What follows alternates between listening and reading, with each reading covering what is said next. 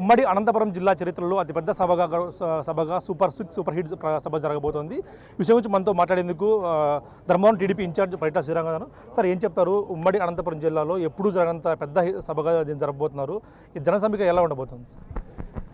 ఈరోజు రాష్ట్ర వ్యాప్తంగా కూటమి ప్రభుత్వం తీసుకున్న నిర్ణయాలు ఏవైతే ఉన్నాయో, ప్రజలకు అనుకూలంగా ప్రజల సంక్షేమం కోసం తీసుకున్న నిర్ణయాలన్నీ కూడా ఈరోజు సక్సెస్గా జరుగుతూ ప్రజల్లోకి పూర్తి స్థాయిలో అన్ని సంక్షేమ పథకాలు వెళ్తున్నాయి. అంత తొందరగా వాస్తవంగా చెప్పాడు 1.5 సంవత్సరం అవుతున్నప్పటికీ తొందరగా ఏవైతే హామీలు ఇచ్చిన అన్ని హామీలని కూడా ఈరోజు ఇంప్లిమెంట్ చేయడం జరిగింది. దాంట్లో భాగంగా ఈరోజు ఇక్కడ ఏ రకంగా మనము సక్సెస్ ఏదైతే జరిగిందో, ఏ రకంగా సక్సెస్ఫుల్గా పథకాలు వెళ్తున్నాయో దాని గురించే ఈరోజు 3 పార్టీలు కలిసి ఇక్కడ పెట్టడం జరిగిందండి. అందులో ముఖ్యంగా అనంతపూర్ని సెలెక్ట్ చేసుకోవడం అనేది మాకు కూడా చాలా హ్యాపీగా ఉంది. ఎందుకంటే నాయకులందరూ వారి ఆనందాన్ని మాతో పాటు కలిసి పంచుకోవడం అనేదాన్ని కూడా మేము కూడా ఆనందంగా భావిస్తున్నాము. మరి దాంతోపాటు దగ్గర 3.5 నుంచి 4 లక్షల పైగా జనాలను మేము ఇక్కడ ఎక్స్పెక్ట్ చేయడం జరుగుతుంది. వాస్తవంగా దానికి తగ్గట్టుగానే ప్లేస్ను కూడా మేము చూడడము, అకామిడేషన్ ఆ రకంగా ఉండేటట్టుగా చూస్తున్నాము. ఈరోజు పార్కింగ్కి కావచ్చు, లేకుంటే ఇక్కడ మీటింగ్ స్థలం కావచ్చు, ఇవన్నిటిని కూడా ఆల్రెడీ పరిశీలించడం జరిగింది. లోకల్గా ఉన్న ఎమ్మెల్యే గారు కావచ్చు, మొత్తం అందరు నాయకులందరూ కలిసి.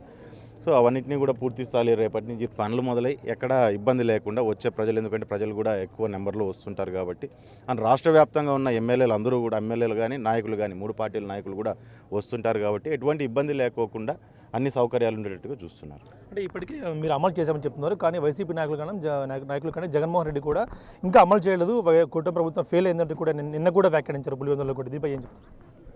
అపోజిషన్ కదండి, మామూలు మాట్లాడుతూ అంటారు. ఎందుకంటే పాపం ఆయన 3-4 ఏళ్ళ వరకు కూడా పథకాలు లాక్కుంటూ వెళ్ళారు. కానీ ఇంత తొందరగా ఈ రాష్ట్రాన్ని వాళ్ళు వదిలి వెళ్ళిపోయిన పరిస్థితుల్లో, ఎటువంటి పరిస్థితుల్లో పూర్తి స్థాయిలో ఇబ్బంది పెట్టేసి, పూర్తి స్థాయిలో ఒక అరాచక పాలనతో రాష్ట్రాన్ని అట్టడుగు స్థానానికి తీసుకొని పోయి, ఇటువంటి పరిస్థితుల్లో ఇంకా చంద్రబాబు నాయుడు గారు కానీ కూటమి ప్రభుత్వం కానీ ఎక్కడ నెగ్గుతుందిలే అనే ఆలోచనలో కూడా వాళ్ళు ఉన్నారు.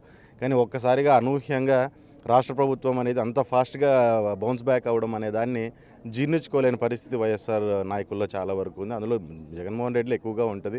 ఎందుకంటే నాయకుల కంటే ఎక్కువగా జగన్మోహన్ రెడ్డి రాష్ట్రాన్ని ఎక్కువ నలిపేసిన పరిస్థితి అనేది ఉంది. కాబట్టి ఆబ్వియస్లీ ఆయనలో అక్కస్ అనేది ఏ రకంగానో ఏదో రకంగా రావాలి. అపోజిషన్ నాయకుడు కాబట్టి ఏదో ఒకటి మాట్లాడాలి. ఇక్కడ మంచి జరిగిందా చెడు జరిగిందా అనేది పక్కన పెడితే ఏదో ఒకటి మాట్లాడే విధానం అనేది మన గతంలో ఈ 6 నెలల నుంచి ఆయన కొంచెం బయటకు వస్తున్నాడు. ఈ 6 నెలలు జరుగుతున్న ఏ మాటలో కానీ, ఏ ప్రెస్ మీట్లో కానీ ఆయన చేస్తున్న చేష్టల్లోనే మనకు అర్థమైపోతుంది. రాప్తాడులో మీ పొలిటికల్ అపోనెంట్ ప్రకాష్ రెడ్డి ధర్మవరంలో పార్టీ ఆఫీస్ ఓపెన్ చేస్తూ ఉంటూ కూడా, బయట శ్రీరాములు కట్టడి చేస్తూ ఉంటూ కూడా వ్యాఖ్యానం జరిగింది. దీనిపై ఏం చెప్తాను? నన్ను రాప్తాలోనే కట్టడి చేయలేదు, ధర్మవరం వచ్చి ఏం కట్టడి చేస్తాడులే కానీ ప్రకాష్ రెడ్డి ఓపెన్ చేస్తాను. అది వాళ్ళ అంతర్గత కుమ్ములాటల్లో వాళ్ళు 100 మాటలు మాట్లాడుకుంటారు. దాని గురించి మనకి ఇదయ్యేది లేదు. నన్ను ఈడ కట్టడి చేయలేరు, ఆడ కట్టడి ఎక్కడ కట్టడి చేయలేరు. ఏ వైఎస్ఆర్ నాయకుడు వచ్చి నన్ను ఏం కట్టడి చేయలేడు. నా పద్ధతుల్లో మేము పోతున్నాం. మేము ప్రజల కోసం ముందుకెళ్తున్నాం. ప్రజల సంక్షేమం కోసం కానీ, ప్రజలకు ఉపయోగపడేటట్టు కానీ ఈరోజు నారా లోకేష్ గారు కావచ్చు, నారా చంద్రబాబు నాయుడు గారి ఆదేశాల మేరకు, వారి ఆలోచనల మేరకు మేము ముందుకెళ్తున్నాం. కాబట్టి మేము ప్రజల కోసం పోరాటం చేసినప్పుడు నన్ను ప్రజలకు ఏదైనా మంచి చేసే దాంట్లో నన్ను కట్టడి చేయాలనే ఆలోచన వాళ్ళకుంటే వైఎస్ఆర్ వాళ్ళకు మరి అది మంచి పద్ధతి కాదు. నువ్వైనా పనిచేసే ప్రజల కోసమే, నేనైనా పనిచేసేది ప్రజల కోసమే. కాబట్టి ఏదైనా ఫస్ట్ ఉపయోగపడే పనులు ఏమన్నా ఉంటే లాస్ట్ 5 ఏళ్ళు ఏవి చేయలేదు, దాన్ని వెనక్కి తిరిగి చూసుకొని ఏమైనా మార్పులు చేసుకోగలిగితే, తనలో ఏమైనా ఇంప్రూవ్మెంట్స్ చేసుకోమనండి. అన్నిటికంటే ముందు ఫస్ట్ వాళ్ళ కార్యకర్తలను మట్సంగా చూసుకుంటే బాగుంటుంది. మళ్ళీ మా మీదకి వచ్చేది అన్నిటికంటే. చూస్తున్నంత ఉమ్మడి అనంతపురం జిల్లా చరిత్రలో ఎప్పుడూ లేనంత పెద్ద స్థాయిలో కూడా సభ నిర్వహించబోతున్నాం. అది కాకుండా కేవలం 1 ఇయర్ లోపలే సమీక్షా పథకాన్ని అమలు చేశాం కాబట్టి ప్రజలందరికీ కూడా ఈ విషయంలో సంతృప్తి ఉన్నారు. కాబట్టి సుమారు 4 లక్షల మందికి పైగా ఈ సభకు తరలించే అవకాశం ఉందంటూ కూడా ధర్మవరం టీడీపీ ఇన్ఛార్జ్ పరిటా శ్రీరామ్ చెప్తున్నారు. ప్రసాద్ బిగ్ టీవీ అనంతపురం నుంచి.